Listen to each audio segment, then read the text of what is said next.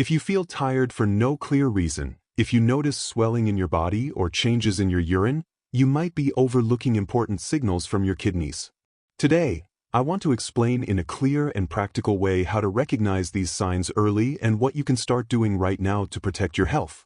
Most people don't realize they have kidney problems until they've already lost a large portion of their function, sometimes 60, 70, or even 80%. And by then, the damage is already advanced. What makes this even more delicate is that the kidneys don't have pain receptors, meaning they don't directly warn you when something is wrong. But your body does try to communicate with you. It sends signals, even if they're subtle. And although these signs usually don't appear at the beginning, identifying them as early as possible can make a huge difference, from slowing down the damage to avoiding more complex treatments in the future. I'm Dr. Gabriel Mena, and today I want to walk you through 10 silent warning signs that could indicate your kidneys need attention. And in reality, we'll cover 11, because there is one signal that's more obvious than the others, and it's important to understand it clearly from the start. Even though kidney tissue itself doesn't feel pain, you can still experience discomfort related to it, because the capsule that surrounds the kidney and the ducts that carry urine to the bladder do have sensitivity. That's why pain becomes signal number 11, a different kind of warning, more intense, and with very specific causes. This type of pain can appear for 3 main reasons. The first is kidney stones. These are small solid formations, almost like tiny crystals, that develop inside the kidney. While they remain there, you may not feel anything. But when they start moving through the urinary tract, the pain can become extremely intense. Many people describe it as one of the worst pains they've ever experienced. I remember a patient who came into my office pale, sweating, convinced something serious was happening. After evaluating him, we discovered it was a stone in motion.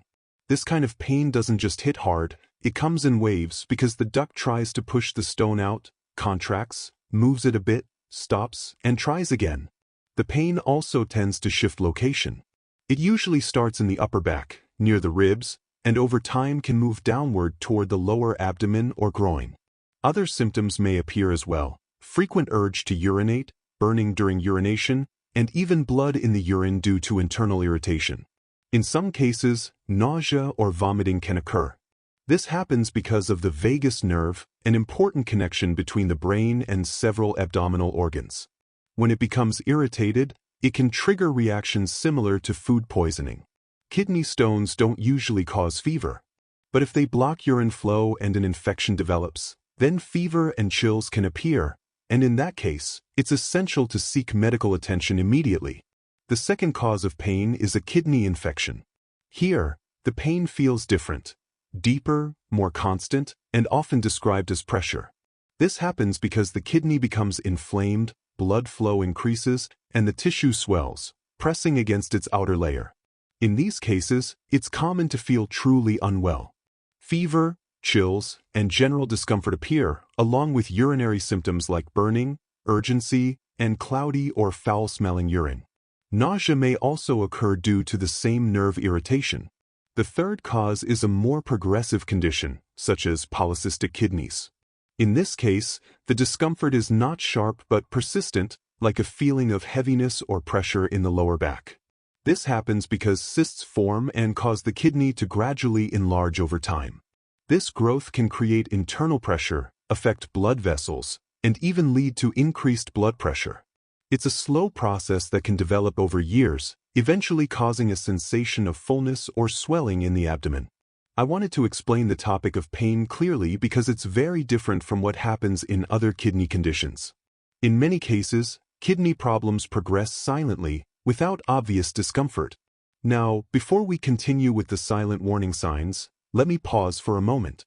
If this kind of information is helping you better understand your body, I invite you to subscribe to the channel and turn on notifications.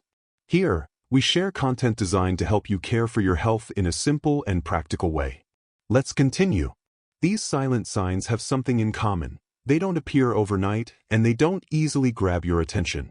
In fact, they often show up when there has already been a significant loss of kidney function. Unlike acute pain, which appears quickly and is obvious, these signs are more subtle. And it's important to understand something. Not every intense reaction means the body is deteriorating. For example, when you eat something spoiled, your body reacts with vomiting or diarrhea to eliminate it. That doesn't mean you have a chronic illness. It means your body is protecting you. Something similar happens with kidney stones. Even though the pain is severe, your body is trying to expel them. It doesn't necessarily mean permanent damage has occurred. But silent signals are different. These can indicate a gradual, progressive decline that slowly affects kidney function without you noticing. The first sign is constant fatigue and a sense of mental fog. When the kidneys don't filter properly, waste products build up in the blood, including urea and creatinine. These substances particularly affect the brain. What you may notice is low energy, difficulty concentrating, slower thinking, that feeling of not being at your best. The second sign is swelling in the face, especially around the eyes when you wake up. This may be related to the loss of proteins through the urine, something that happens when the kidneys aren't functioning properly. If you notice puffiness in your face in the morning, swollen ankles at the end of the day, or unusual changes in your urine, it's very important to understand what's happening in your body and how to act in time to protect your kidneys. Let me explain it simply. When the kidneys begin to fail, they can lose proteins through the urine for a long time without you noticing. But as this progresses, the loss becomes significant.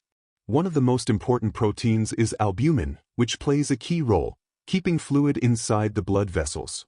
Think of it like a sponge that holds water in your bloodstream. If that sponge is lost, fluid begins to leak into the tissues. And that's when you start to notice swelling. During the day, due to gravity, this fluid tends to accumulate in the legs. But at night, when you lie down, it redistributes throughout the body. That's why many people wake up with puffy eyelids or a swollen face without understanding why. The third sign is swelling in the feet and ankles. This is similar to the previous one, but there's another important factor here: sodium. When the kidneys aren't working properly, they can't eliminate sodium effectively. And if insulin resistance is present, the body tends to retain even more sodium. So what happens? Sodium acts like a magnet for water. The more sodium you retain, the more fluid builds up. And that excess fluid, due to gravity, settles in the lower parts of the body. That's why many people notice their shoes feel tighter at night or their ankles look more swollen. I remember a patient who told me, "Doctor, I feel fine in the morning, but by the evening my legs feel heavy and swollen." When we evaluated her case, we found her kidneys were already struggling to manage sodium and fluid balance. The fourth sign has to do with changes in urination. And here, you need to pay close attention because it can show up in different ways. For example, waking up multiple times during the night to urinate, what we medically call nocturia. Ideally, you shouldn't need to get up, or at most once. But if you're waking up 2, 3, or more times every night, that's a warning sign. The opposite can also happen: urinating less than usual, or feeling like you're not eliminating enough. It's also important to observe the appearance of your urine. If it looks darker, cloudy, or has a strong, unpleasant odor, your body is telling you something isn't right. The fifth sign is foamy urine. And I want to pause here for a moment, because this is very important and often misunderstood. It's normal to see a little foam at first, but it should disappear quickly. If the foam lingers and doesn't go away, it may indicate the presence of protein in the urine. When this happens persistently, we call it proteinuria, specifically albumin loss. There's a way to measure this through a test called the albumin to creatinine ratio. Let me simplify it. Creatinine is a substance your body produces constantly and that the kidneys filter very efficiently, so it serves as a reference. Albumin, on the other hand, should not appear in urine or only in very small amounts. When this ratio begins to rise, it's a clear sign the kidneys are struggling, even before other common tests detect a problem. There's something very important I want you to understand. Many people only check a value called the glomerular filtration rate.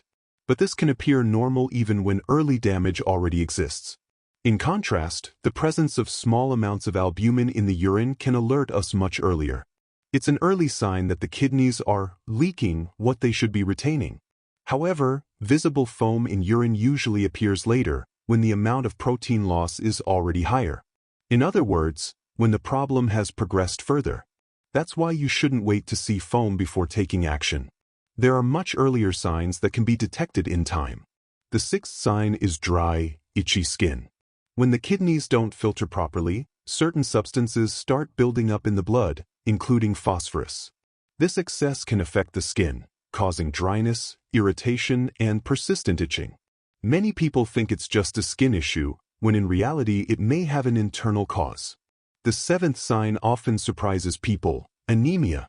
Few realize that the kidneys play a key role in red blood cell production. When the kidneys are healthy, they produce a hormone called erythropoietin, which stimulates the formation of red blood cells. But when there is kidney damage, this production decreases. So what happens? You start feeling more tired with less energy. You may notice you feel cold easily, get short of breath when climbing stairs or exerting yourself, and your skin may look paler. All of this happens because there are fewer red blood cells carrying oxygen. And without enough oxygen, your body cannot generate the energy it needs. Even though the kidneys are small, they receive a large amount of blood flow. In fact, despite representing a small percentage of body weight, they filter a significant portion of the blood. That's why they play such a crucial role in functions many people don't even realize, like this one. And understanding these signals can make a life-changing difference. If you feel like your body isn't responding the same way, if you struggle to sleep, notice a strange taste in your mouth, or your blood pressure is out of control, your kidneys may be trying to warn you. And today, I'm showing you clearly and practically how to recognize these signals and what you can do to protect them before the damage progresses. All the blood flowing through your body is constantly filtered by the active cells of your kidneys. Unlike the heart, which acts as a pump where blood simply passes through, the kidneys truly analyze that blood in depth. It's as if they examine it closely, detecting even the smallest changes in its composition.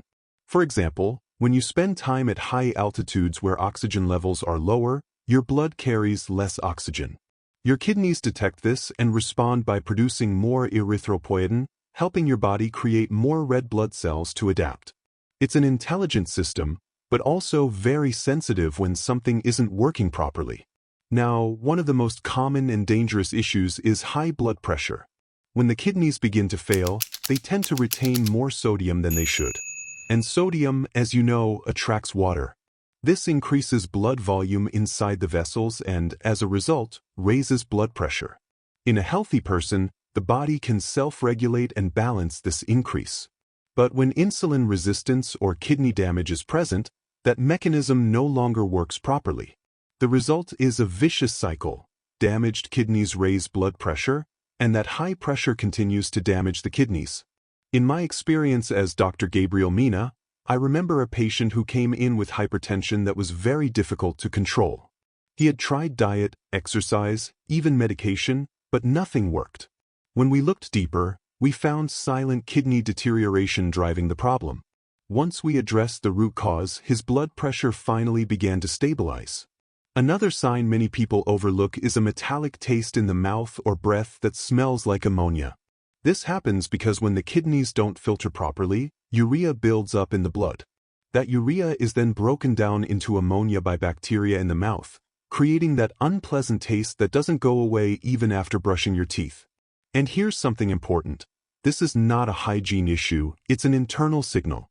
You can brush multiple times a day and still notice that taste, because the source isn't your teeth, it's what's happening inside your body.